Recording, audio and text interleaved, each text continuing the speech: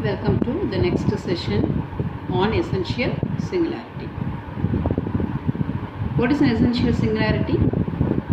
A point which is an isolated singularity of f of z is said to be essential singularity whenever f of z is expanded as a Lorentz series. The principal part of f of z about z equal to a has an infinite number of terms. For removable singularity, the principal part contains no term. For a pole, the principal part contains finite number of terms. For essential singularity, the principal part contains infinite number of terms. Let us see some examples. First example, e power 1 by z. When z is 0, this function is not defined. So z equal to 0 is an isolated singularity here. Now, what is the expansion of e power 1 by z about z equal to 0? It is 1 plus 1 by z by 1 factorial plus 1 by z the whole square by 2 factorial plus 1 by z the whole cube by 3 factorial plus etc. Now, look at the powers of z except the first term. All the remaining terms are of negative powers, and the negative powers are of infinite in number. Therefore, this isolated singularity becomes an essential singularity. Now, f of z has an isolated singularity which is essential singularity, not a pole. This function is not an meromorphic function. For a meromorphic function, all the isolated singularity must be a pole. But here it is an essential singularity, therefore it is not a meromorphic function. Coming to the second example, f of z equal to z square sine of 1 by z. Once again, when I substitute z equal to 0, this becomes infinity. So, the function is not analytic at z equal to 0, it is an isolated singularity. When you find the derivative, in that case also, this will be an isolated singularity. Now, let me try to expand this function about z equal to 0. Now, z square is kept as it is, sine of 1 by z. Sine z is z by 1 factorial minus z cube by 3 factorial plus z power 5 by 5 factorial. But instead of z, we are having 1 by z, so expansion becomes 1 by z by 1 factorial minus 1 by z cube by 3 factorial plus 1 by z power 5 by 5 factorial plus etc. Now, multiplying this z square, z minus 1 by 3 factorial into z plus 1 by 5 factorial z power 4 minus etc. Except the first term, all the remaining terms are of negative powers and they are in infinite number. Therefore, the principal part contains infinite number of terms. Therefore, the isolated singularity z equal to 0 is an essential singularity. Here also, f of z is not an meromorphic function. So, we have to see a property related to essential singularity. The last theorem of this session, theorem 7.8. Weierstrass theorem. The theorem states that let z not be an essential singularity for a function f of z. Let c be any complex number, then for given epsilon and delta greater than 0, there exists a point z such that mod of z minus z naught less than delta and modulus of f of z minus c less than epsilon. The meaning is, whenever you find limit of f of z when z turns to z naught, it approaches c. So, let me list out all the given points. Z naught is an essential singularity of f of z and c is any complex number.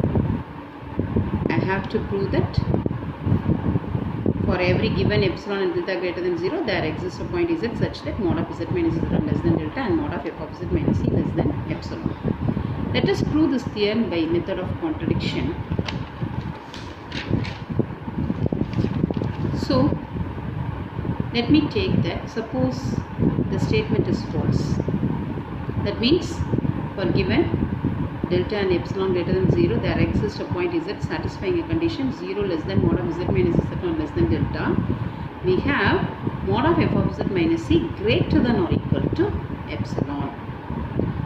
What's the difference? What's the meaning of this? Greater than or equal to epsilon means this f of z doesn't approaches c. Now, let me consider g of z, which is nothing but 1 by f of z minus c. taking modulus of g of z equal to 1 by mod of f of z minus c, which is less than or equal to this function is greater than or equal to epsilon, so its reciprocal will be 1 by epsilon. So mod of g of z is less than or equal to 1 by epsilon, a positive quantity, therefore g of z is bounded. Now f of z doesn't approaches c, so this value will not be equal to 0 at z0. Therefore in the neighborhood of z0, this f of z will not approach c, so this will not be equal to 0. F of z minus c will not be equal to 0. Therefore g of z is analytic in the neighborhood of z0. So whenever a function is bounded and analytic in a neighborhood, I can apply Riemann's theorem. What is Riemann's theorem? If f is a function which is bounded and analytic throughout the domain, then either f is analytic at particularly at z0, or else z0 is a removable singular point of f. So I can make use of Riemann's theorem and I can state that z equal to z0 is a removable singularity for g of z. According to the property of removable singularity, when z equal to z0 is a removable singularity for g of z, then limit of g of z when z turns to a will be defined suitably to extend the analyticity of g of z. That is a property of removable singularity. So g of a will be a finite value, maybe not equal to 0 or equal to 0. So we are going to discuss whenever z0 is a removable singularity, then according to the criteria g of a must be a finite value. So I am going to split that finite quantity as either g of z0 not equal to 0 or g of z0 equal to 0. I am going to discuss both the cases and I am going to arrive a contradiction. Since g of, suppose, let me assume first g of z0 not equal to 0. Since it is not equal to 0 at z0, 1 by g of z will not be infinity. What is 1 by g of z? F of z minus c. So this function will not be infinity at z0, therefore this function is analytic at z0. So by suitably defining g of z0, some finite answer, we can get g of z becomes analytic at z0. So whenever it is analytic, this function f of z minus c will be analytic at z0. Whenever f of z minus c is analytic at z0, this constant will not affect the analyticity of f of z. So f of z is analytic at z0. So what I am getting, according to Riemann's theorem, whenever z equal to z0 is a removable singularity of g of z, then I can make use of the theorem 7.4, where it states the criteria, the necessary and sufficient condition for a point to be a removable singularity is that g of a should be a finite. By defining g of a as a suitable finite answer, we can make g of z as an analytic function. So that finite answer by not equal to 0, we are getting as f of z is analytic at z0. Suppose what happens if it is equal to 0? z0 becomes a 0 for this function g of z. Let me take z0 as a 0 of order r. Therefore, by using the property of poles, whenever z0 is a 0 of order r for g of z, then z0 is a pole of order r for 1 by g of z. So z0 is a pole of order for r for 1 by g of z. G of z is 1 by g of z is 1 by f of z minus c. Therefore 1 by g of z is f of z minus c. So z0 is the pole of order r for f of z minus c. So in both the cases, in the first case I am getting f of z is analytic at z0. In the second case I am getting z0 is a pole of order r for f of z minus c. Therefore f of z is either analytic at z0 or z0 is a pole of order r for f of z, which is a contradiction that our given criteria is z0 is an essential singularity. Since z0 is an essential singularity, the function cannot be analytic and z0 cannot be a pole.